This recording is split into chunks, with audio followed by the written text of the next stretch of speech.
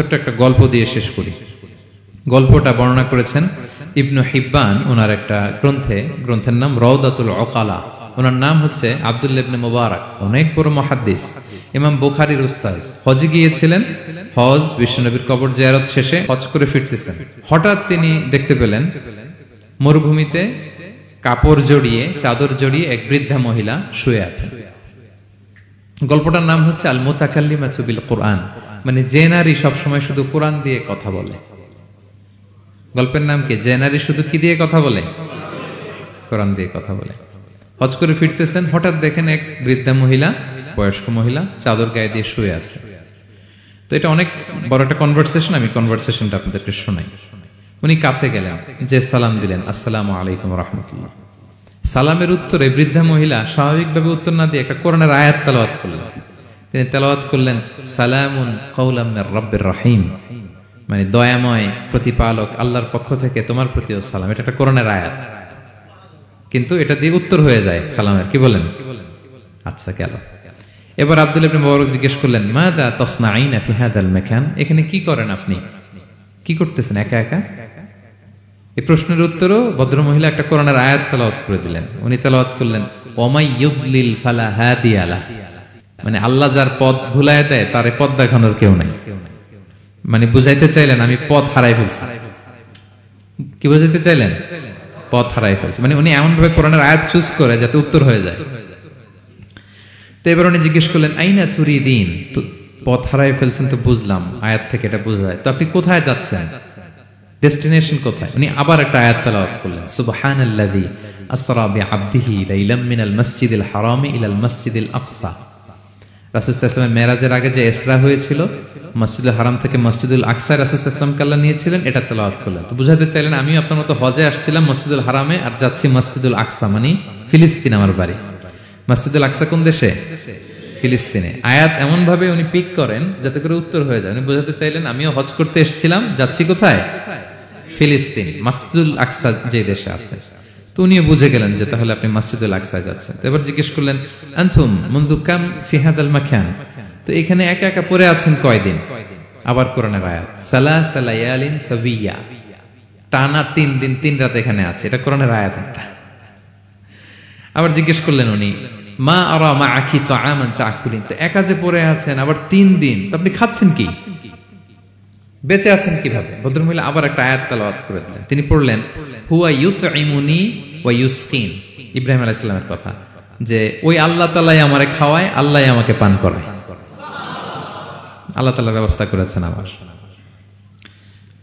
তো এইবার উনি অবাক হচ্ছেন, আমি এত বড় মুহাদ্দিস আব্দুল্লাহ ইবনে মুবারক, ইমাম বুখারীর উস্তাদ, আমি স্বাভাবিকভাবে কথা বলি আর যাই প্রশ্ন করি একটা আয়াত তেলাওয়াত করে দেয় আর ওটা দিয়ে উত্তর হয়ে যায়।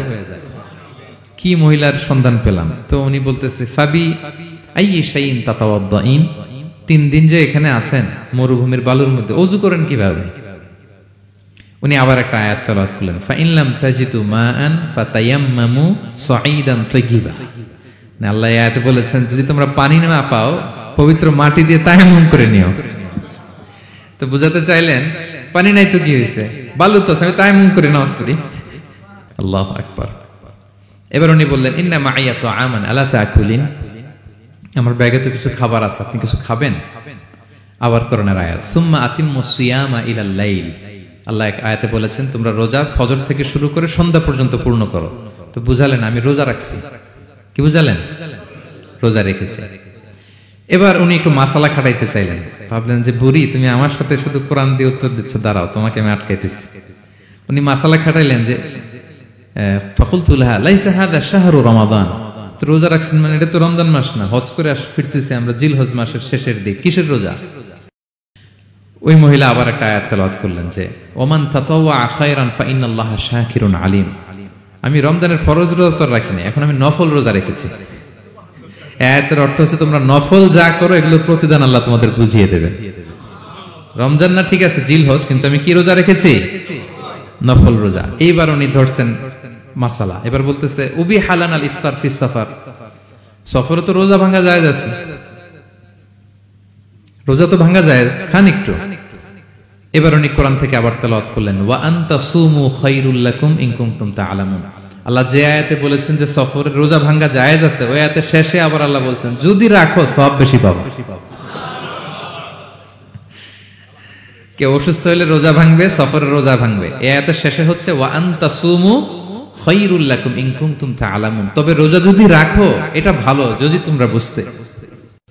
এবার উনি আর যাবে কোথায়, দিশেহারা হয়ে এবার জিজ্ঞেসই করে ফেলছে লিমাদা লা তুকাল্লিমিনি মিসলা মা উকাল্লিমুকি। আচ্ছা মা, এবার বলেন আমি আপনার সাথে যেভাবে কথা বলি আপনি এইভাবে কথা বলেন না কেন? কিছু জিজ্ঞেস করলে কোরআনের আয়াত বলেন কেন? আমি কথা বলতেছি আপনি আমার সাথে এভাবে কথা বলেন, কিছু জিজ্ঞেস করলে কোরআনের আয়াত কেন? এটার উত্তরে উনি আরেকটা কোরআনের আয়াত উনি পড়লেন, মা ইয়ালফিযু মিন কাওলিন ইল্লা লাদাইহি রাকীবুন আতীদ। আল্লাহ বলেছেন তোমরা মুখ দিয়ে যাই বের করো এটা লিখে রাখার জন্য দুই কাঁধে রাকীব আতীদ আছে, তুলে রাখে। তার মানে আমি যে তোমার সাথে কথা বলতেছি প্রত্যেকটাই তো রেকর্ডেড হয়, রেজিস্টার্ড হয়। তো এমন কিছু বলি যেটাতে সওয়াব হয়, যেটাতে ভুল না হয়। আল্লাহু আকবার, সুবহানাল্লাহ। কি নারী ছিল, কেমন নারী তিনি ছিলেন? কি পুরো ঘটনাটা শুনবেন? হ্যাঁ, শেষ করব ঘটনাটা। আচ্ছা, তো উনি অবাক হলেন যে কি মহিলা, এরকম মহিয়সী গরিয়সী নারীও পৃথিবীতে আছে। তো উনি বললেন ঠিক আছে মা, আপনি যেহেতু পথ হারাই ফেলছেন আমার উটটাকে আমি নিয়ে আসি। ফাহাল্লাকা আন আহমিলুকি আলা নাখাতি হাদিহি ফাতুদরিকিল কাফেলা, আমার উটটা নিয়ে আসি, উটে বসেন, আমি আপনাকে এগিয়ে দিয়ে কাফেলাতে যুক্ত করে দেই। আপনি কি রাজি আমার উটে বসবেন? আবার কোরআনের আয়াত, ওমা তাফআলু মিন খাইরিন ফাইনাল্লাহা বিহি আলিম, তোমরা যত ভালো কাজ করো আল্লাহ সেটা জানেন। মানে তোমার এই ভালো কাজ আল্লাহ জানেন, আল্লাহ এর প্রতিদান দিবেন। ক্বালা ফাআনাখতু নাখাতি, আমি উট বসালাম এবং বললাম ওঠেন। উনি যখন উঠতেছে আমি এভাবে তাকায় আছি।